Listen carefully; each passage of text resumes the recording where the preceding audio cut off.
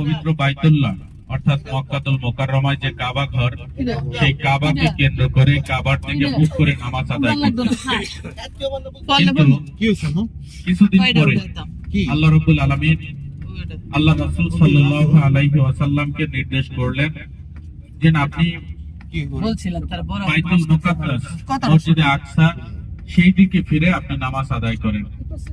তখন আল্লাহ রাসূল সাল্লাল্লাহু আলাইহি ওয়াসাল্লাম আল্লাহ রাব্বুল আলামিনের নির্দেশ করবে বাইতুল মুকাদ্দাস মসজিদে আকসার দিকে মুখ করে নামাজ আদায় করা শুরু করলেন।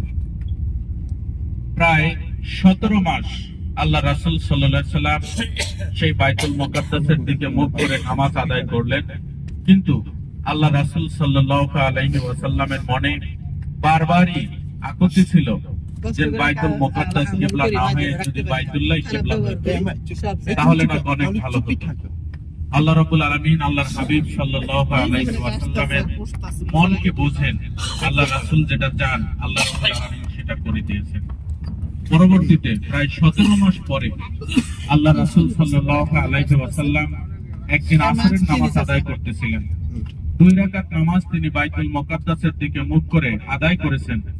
সেই নামাজরত অবস্থায় আল্লাহর হাবিবের উপরে ওহী অবতীর্ণ হইল, কদ নারা তাকাল্লুবা ওয়াজহিকা ফিস সামা'i ফালা নুওয়াল্লি আনকুম কিবলাতান তারদাহা। এই আয়াত সব বরকতময়। এই কারণে সাহাবায়ে কেরামরা মদিনাতে যখন খেজুর খাইতেন, এই খেজুরগুলো তারা না ধুয়ে এরপরে খাইতেন, অর্থাৎ খেজুরের মধ্যে যে ধুলাবালি লেগে থাকতো এগুলো বরকত হিসাবে তারা খাইতেন।